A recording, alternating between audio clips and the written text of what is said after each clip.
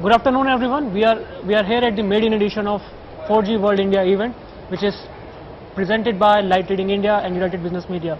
Here with us, Mr. Ari Banerjee, who is research analyst with Heavy Reading. Hi, Ari. How are you? It's great to be here at 4G World India. It's been a packed show. We had some really fascinating discussions with operators, and I think we have standing room only, so it's really been a really fantastic show here in India. So what are the various initiatives which operators are taking to monetize 4G networks? I think when we look at the global landscape and see how operators are trying to monetize 4G, there are certain things in common. One is that they're looking to, build on quality of experience, provide a better experience to the customer. That's the biggest thing. Second, they're trying to figure out how to balance network resources with the quality of experience. It's not an easy thing to do, because you're really talking about providing video-based services, interactive services, which are high-intensive network capacity services, and you want to provide that with optimum quality of experience. Whereas in most cases, operators are constrained by the networks, by the spectrum that they have, because spectrum, as we all know, is a finite resource. You can chop it up, you can load balance, you can manage it effectively in order to do that. Things need to happen in real time, things need to be interactive. Obviously, they're trying to provide any service to any network, and the biggest thing is the software components, which makes this more reasonable. So concepts such as, or solutions such as policy and charging becomes very, very important, and underlying technologies such as advanced analytics also becomes very, very critical. These are the ways they're trying to figure out which services which should go to which customer. How can you provide customer with services which are aligned to their transaction needs, which are aligned to their daily needs, as well as which goes very much aligned with their lifestyle, and make it much more focused. Shared business plans for data users, that's becoming very, very common. So people are buying family plans, so say 2 gig a month, and then share it among 5 devices which are being shared between 3 family members. So all of these differentiated techniques becoming critical. Right. So you talked about customization, analytics, and in-charge solution. So if you could just throw some more light on the analytics part, and how what are the different kind of techniques which operators are adopting to differentiate their analytic patterns? Yeah. So one of the things I talked about is policy and charging, right? Because it's the only way in which you can really provide certain services with optimum quality of experience, right, but also aligned with that the amount of bandwidth that the subscribers or the services can consume. So if you think about it, it could be done in different tiers. So up to say 500 megabits and 500 megabits to 1 gig plan. So different tiers of plans. You can have one-time usage only. So for example, I'm trying to download a cricket game, for example, here, and the quality of service on my cell phone is not very good. I can on the spot request service providers to increase my bandwidth so that the service for the next 1 hour is provided to me with a higher throughput. Okay. And then you can make money based on that, and saying that, okay, for that 1 hour you will be charged an extra 50 rupees or so. So it becomes that impulse purchase, making that small window of opportunity and making it more profitable.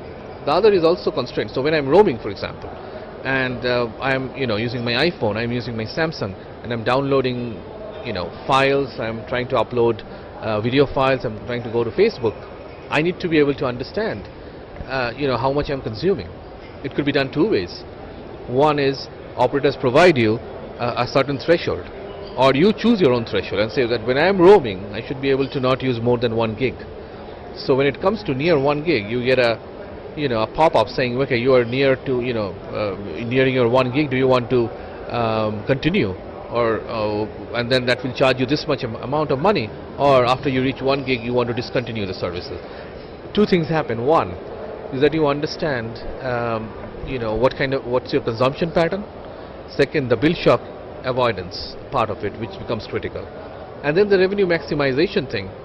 So now if I want to upsell and say, okay, I still want to use the services because I still have to do some video calls with my boss in US, I might say, no, I'm going to I'm going to top it up and continue doing that. So in that case, you set the policy gets set on the network, and then because you're extending your quota, you are making a revenue allocation, and that goes into the BSS side of things, and then the policy and charging becomes critical. There are many different examples we can get into. Analytics is all about taking the data, understanding all the transactions, everything else which is coming in around myself as a person, processing those transactions, and then figuring out what's my transaction pattern. Does this guy like movies? Does this guy like music? Based on that, you provide them upsell of services, applications, which in high probability I will be using because that's aligned with my needs, my taste. So it becomes a lot more focused campaign as a service to the end user. And operators have no dearth of data. The data in the network, the data in the BSS systems, the data in the CRM systems, and so on and so forth. How do you leverage the data, bring it all together, and then process it to make those actionable insights? So that feeds in to product planning process, capacity management process, your offer management, your service delivery process, and so on. All of these will play a very critical role.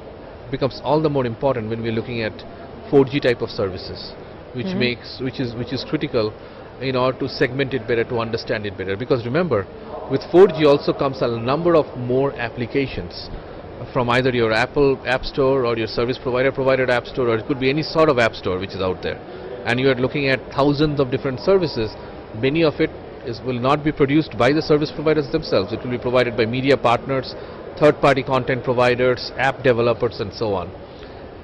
So managing those bandwidth-intensive apps will be important. Also figuring out the personalization, because out of 1,000 apps, I might just use 50. So an analytical engine can understand my pattern and tell me, we understand that you like gaming. So these are the type of gaming apps which are aligned with your needs. And there's most probability, you will be looking at it. You will be buying those apps or utilizing those apps. So all of this, so policy charging becomes important, advanced analytics becomes important, but not in isolation. These have to come together, and it has to become a part of operators' next generation ecosystem. So does that mean a more collaborative approach is required than absolutely than anything else? Right? Without collaboration, there is no innovation. Right. Because if you think about it, operators cannot produce all these services by themselves. Right. And trust me, operators have tried, because they want to, not share their revenue. They want to do it themselves. So they have tried many times, where they have tried to make all the apps themselves.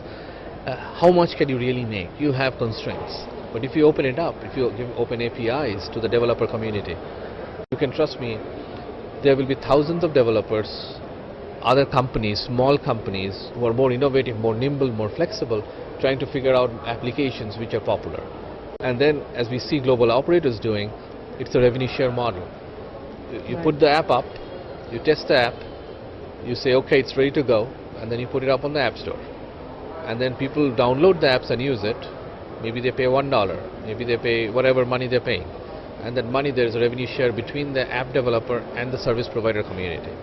Now that is the flexibility, in the sense that if the app does not become successful, then you just replace the app and bring somebody else. Right. So it's the constant retail mindset which we see in the supermarkets. That exact same mindset has to be there in the operator's mind as well. It's a slow start, but we are slowly seeing things moving towards that. Okay. And when exactly do you see this kind of approach is gaining momentum in India? Like you said, it is.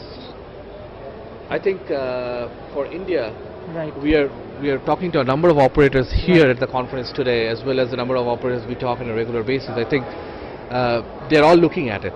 They're looking at the ecosystem in order to bring it. Today they are dependent on their people buying apps from Android app stores or Apple app stores and so on.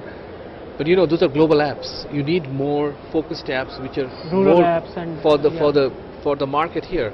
And if you look at it, I mean, Hangama that app, and there's like a bunch of other apps in the Indian market made for Indian audience, which have become very, very popular. Right. Look at next to 3 to 5 years. 3G now and 4G in the future is going to just catalyze this, and we're going to see a lot more as we go along. Thanks a ton, Ari. Thanks for sharing your wonderful views. We hope to see some real action in the 4G space soon in India. Thanks.